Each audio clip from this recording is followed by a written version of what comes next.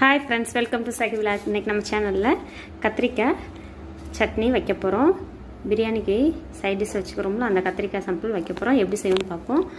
கத்திரிக்காய் நறுக்கி வச்சுக்கிட்டு ஒரு பாத்திரத்தில் எண்ணெய் தேவையான அளவு எண்ணெய் ஊற்றிட்டு வெந்தயம் கடுகு அரை ஸ்பூன் போட்டுக்கிட்டேன். அது வெடித்ததுக்கப்புறம் வெங்காயம் போட்டாச்சு, கருவேப்பிலை போட்டாச்சு. நல்லா வதங்கினதுக்கப்புறம் இப்போ தக்காளி போட்டுக்கிறோம். ஒரு தக்காளியுமே நல்லா வதக்கிட்டு இப்போ கத்திரிக்காயை அதில் போட்டுக்கிறோம். போட்டு கத்திரிக்காயுமே நல்லா வதங்கட்டும். எண்ணெயில் நல்லா வதக்கிற மாதிரி நல்லா வதங்கட்டுங்க. அதுக்கு தேவையான உப்பு போட்டு அதை நல்லா மிக்ஸ் பண்ணி விட்டுருவோம். நல்லா வதங்கட்டும். அதுக்கு தேவையான மசாலா ரெடி பண்ணிடுவோம்.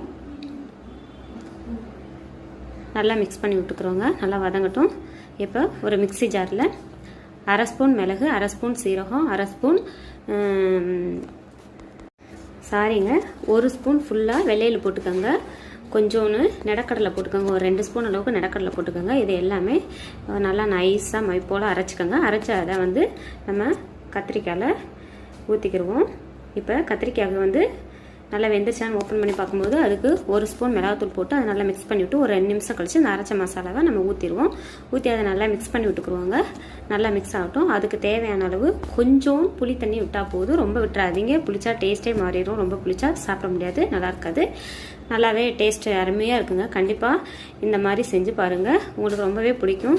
ரொம்ப அருமையாக டேஸ்ட்டு அவ்வளோ பிரமாதமாக இருக்குங்க. நான் சாப்பிட்டு பார்த்தேன், செம்மையாக இருந்துச்சுங்க. நம்ம சேனலை சப்ஸ்கிரைப் பண்ணுங்கள், லைக் பண்ணுங்கள், கமெண்ட் பண்ணுங்கள், கண்டிப்பாக ஷேர் பண்ணுங்கள். உங்களுக்கு இந்த வீடியோ பிடிச்சிருந்தா எப்படி இருக்குன்னு கமெண்டில் சொல்லுங்கள். பாய்.